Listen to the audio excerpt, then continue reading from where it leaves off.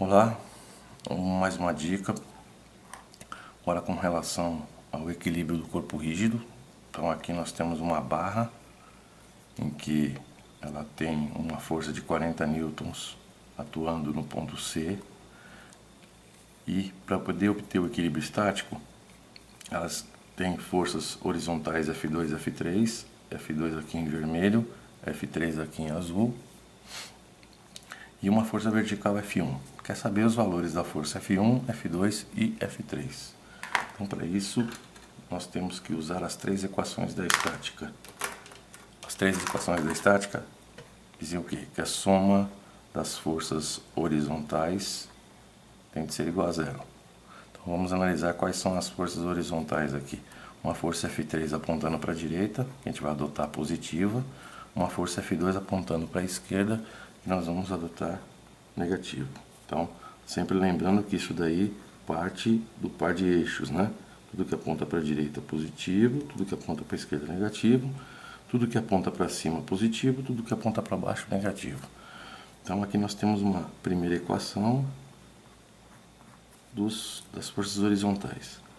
A próxima equação seria a equação das forças verticais. Forças verticais eu tenho aqui, essa aqui já é horizontal, tem uma força de 40 para baixo, a orientação negativa, e uma força F1 positiva para cima, F1 igual a zero.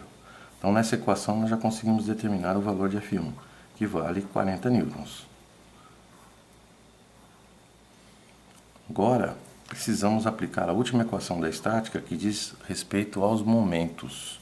Então eu vou calcular um momento em relação a um ponto, esse momento vai ter que ser igual a zero, e eu tenho que adotar um sentido de giro.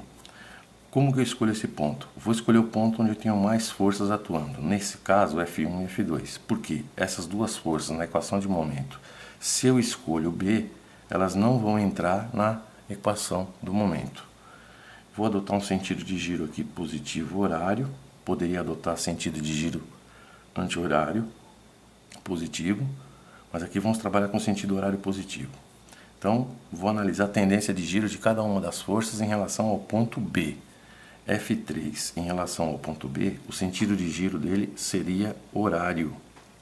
Estou fixando aqui como se eu tivesse um ponteiro de relógio, aplico a força F3, ela vai girar, ou tem tendência de giro horário. Então, F3, vou encontrar qual seria o braço em relação ao ponto B. Então, o que eu faço? A força está aplicada nessa linha, traço uma paralela passando pelo ponto, a distância da linha de ação da força até a paralela vai me dar o braço dessa força F3. Nesse caso, 5 metros. Ela gira no horário, então ela vai ser positiva. Força de 40. Então, eu vou analisar em relação a B. 40, eu tenho aqui uma linha de ação, traço uma paralela passando pelo ponto, a distância da força até a paralela, 1,5 m. Nesse ponto, essa força tem tendência de giro anti-horário. Então, aqui ela vai ficar menos 40 vezes 1,5.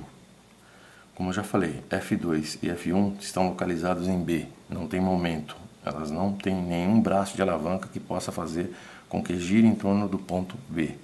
Basta lembrar do exemplo da porta. Quanto mais próximo estiver da dobradiça, mais difícil vai ser poder abrir a porta. Como nenhuma outra força está atuando, isso aqui tem que ser igual a zero. Então, vou ter lá 5F3 é igual a 40 vezes 1,5. Então, 5F3 vai ser igual a 40 vezes 1,5, 60. F3 vai ser igual a 60 dividido por 5, tenho 12 newtons. Então, já encontrei o valor de F3. Com o valor de F3, volto na equação 1. Então, vou substituir o F3 na equação 1. Então, substituindo F3 em 1, eu obtenho F2. Então, 12 menos F2 tem que ser igual a 0. F2 também vai valer 12 newtons. Aí vão perguntar, mas esse ângulo de 45 graus?